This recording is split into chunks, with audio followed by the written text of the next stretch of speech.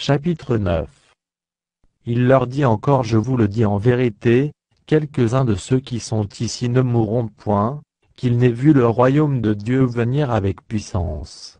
6 jours après, Jésus prit avec lui Pierre, Jacques et Jean, et il les conduisit seuls à l'écart sur une haute montagne.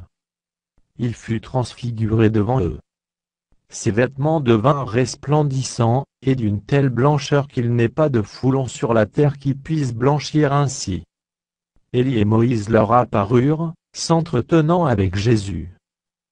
Pierre, prenant la parole, dit à Jésus: Rabbi, il est bon que nous soyons ici, dressons 3 tentes, une pour toi, une pour Moïse, et une pour Élie. Car il ne savait que dire, l'effroi les ayant saisis. Une nuée vint les couvrir, et de la nuée sortit une voix: celui-ci est mon fils bien-aimé, écoutez-le. Aussitôt les disciples regardèrent tout autour, et ils ne virent que Jésus seul avec eux. Comme ils descendaient de la montagne, Jésus leur recommanda de ne dire à personne ce qu'ils avaient vu, jusqu'à ce que le Fils de l'homme fût ressuscité des morts. Ils retinrent cette parole, se demandant entre eux ce que c'est que ressusciter des morts. Les disciples lui firent cette question: pourquoi les scribes disent-ils qu'il faut qu'Élie vienne premièrement? Il leur répondit: Élie viendra premièrement, et rétablira toutes choses. Et pourquoi est-il écrit du Fils de l'homme qu'il doit souffrir beaucoup et être méprisé? Mais je vous dis qu'Élie est venu, et qu'ils l'ont traité comme ils ont voulu, selon qu'il est écrit de lui. Lorsqu'ils furent arrivés près des disciples, ils virent autour d'eux une grande foule, et des scribes qui discutaient avec eux. Dès que la foule vit Jésus, elle fut surprise, et accourut pour le saluer. Il leur demanda: sur quoi discutez-vous avec eux? Et un homme de la foule lui répondit: Maître, j'ai amené auprès de toi mon fils, qui est possédé d'un esprit muet. En quelque lieu qu'il le saisisse, il le jette par terre, l'enfant écume, grince des dents, et devient tout raide. J'ai prié tes disciples de chasser l'esprit, et ils n'ont pas pu. Race incrédule, leur dit Jésus, jusqu'à quand serai-je avec vous? Jusqu'à quand vous supporterai-je? Amenez-le-moi. On le lui amena. Et aussitôt que l'enfant vit Jésus, l'esprit l'agita avec violence, il tomba par terre, et se roulait en écumant. Jésus demanda au Père: combien y a-t-il de temps que cela lui arrive? Depuis son enfance, répondit-il. Et souvent l'esprit l'a jeté dans le feu et dans l'eau pour le faire périr. Mais, si tu peux quelque chose, viens à notre secours, et compassion de nous. Jésus lui dit: si tu peux, tout est possible à celui qui croit. Aussitôt le père de l'enfant s'écria: je crois, viens au secours de mon incrédulité. Jésus, voyant accourir la foule, menaça l'esprit impur, et lui dit: esprit muet et sourd, je te l'ordonne, sors de cet enfant, et n'y rentre plus.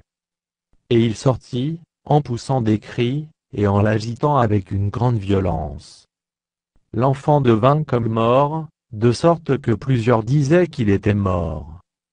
Mais Jésus, l'ayant pris par la main, le fit lever. Et il se tint debout. Quand Jésus fut entré dans la maison, ses disciples lui demandèrent en particulier: pourquoi n'avons-nous pu chasser cet esprit? Il leur dit: cette espèce-là ne peut sortir que par la prière. Ils partirent de là, et traversèrent la Galilée. Jésus ne voulait pas qu'on le sût.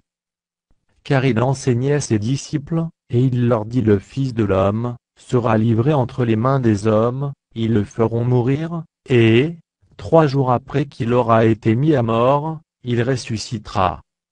Mais les disciples ne comprenaient pas cette parole, et ils craignaient de l'interroger. Ils arrivèrent à Capernaüm.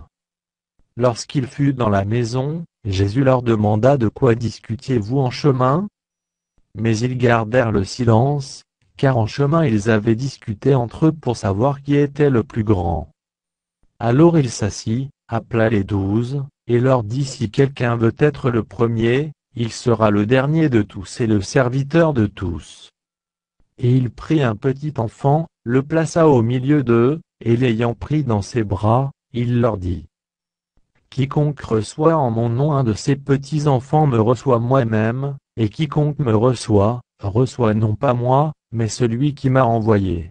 Jean lui dit: Maître, nous avons vu un homme qui chasse des démons en ton nom, et nous l'en avons empêché, parce qu'il ne nous suit pas.